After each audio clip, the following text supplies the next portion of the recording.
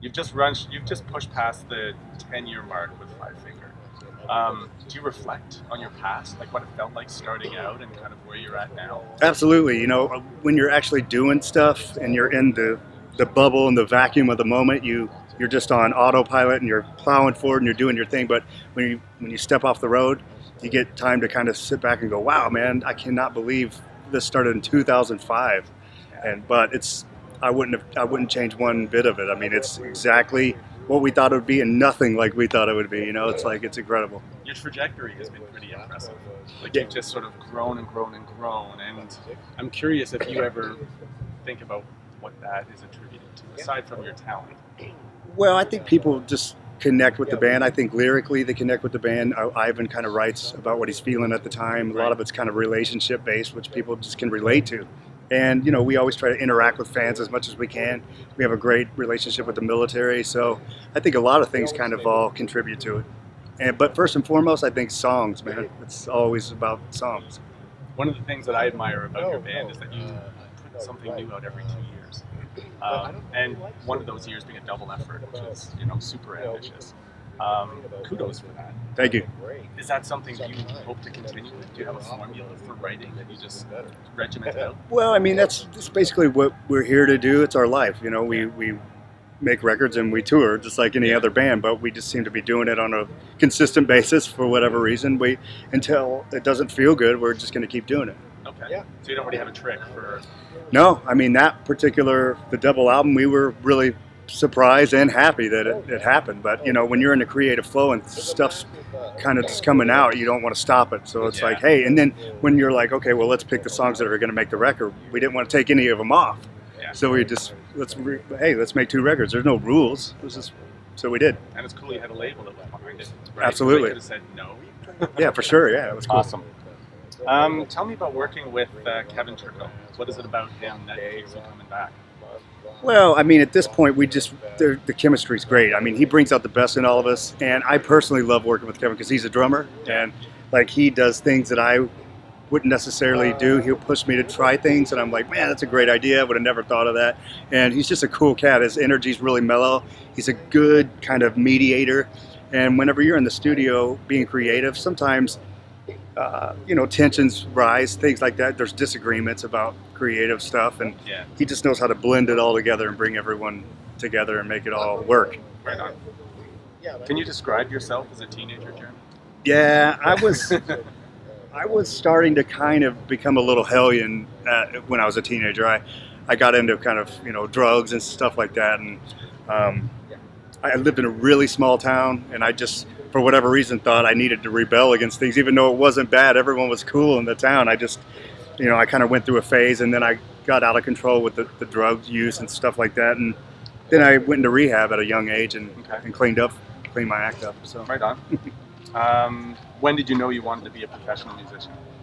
Whenever I got my first Kiss record when I was 6. I mean, I couldn't not look at the record cover. I was staring at it for hours, and I was like, oh, I have to do this. And I got a little Sears drum kit that my grandma bought me. It was like an $80 junky little kit, but as far as I was concerned, I was a member of Kiss at that point, Right on. Can you, if you can, articulate the Five Finger Death Punch writing process?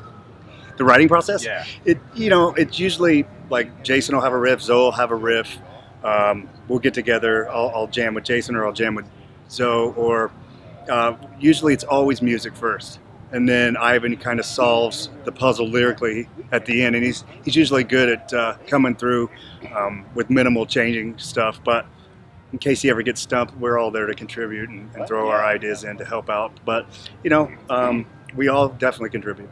You've been to Heavy Montreal before, right? Yes, we have. I think it was like 2010, maybe. Okay. Yeah. And we had our little motorbikes, and we were zipping all around there. It's the perfect grounds for that. But Nice. It's been a long time since we've been there. We're excited to be back. And you've toured through Canada a fair bit as well. Yeah, and we're getting ready to do a Canadian tour this fall, so that's going to be really cool. With 6 a.m. are on that. Yeah. And, Papa Roach. and Papa Roach. Yeah. Right on. I think London. I'm going to try to go to London. Yep, it's going to be awesome. Do you have any insights into our country that you've gleaned over your time here touring? You know what? Everyone's really nice here, man. That's what I've noticed. But the one thing I will say that I don't like, a lot of people smoke cigarettes, man. Yeah. I'm not a smoker. No offense, but man, everywhere you walk outside, somebody's smoking. You know. Yeah. Who's the practical joker in Five Finger Death? I'd probably say me. I mean, I always will sneak up on people and crash a cymbal behind their head or blast an air horn. You know, it's all in good fun, but it's usually just to capture a video. So. What's your all-time favorite snack food? That's a good one, man. I would probably say, like, probably Cheetos. Yeah? Yeah, I really dig Cheetos. I love Cheetos. Yeah. What do you think is the definitive metal album? Well, for me, probably there are a few, but I would probably go with Master of Puppets. Okay. And then obviously discovering Pantera was another level for me too. But yeah, Master of Puppets. What's the first thing you pack when you travel? Well, I definitely try to not forget my passport, and I try to also bring, like, what else do I bring?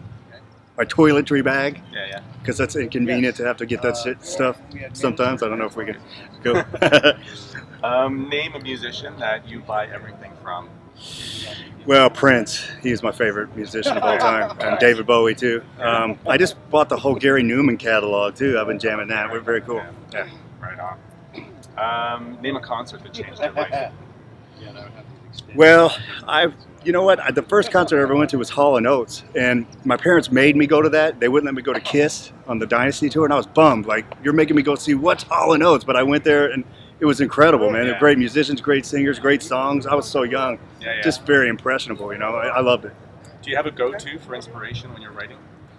No, I mean, it's just what we feel at the time. So whatever comes out, and it's always why it's exciting to make a new record, because you kind of get to see where it goes, and it's cool, man.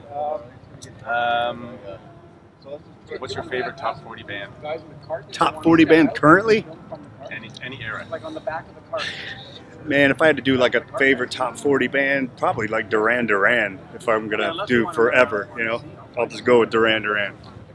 And lastly, name a time in your life when you were starstruck. Let me see. I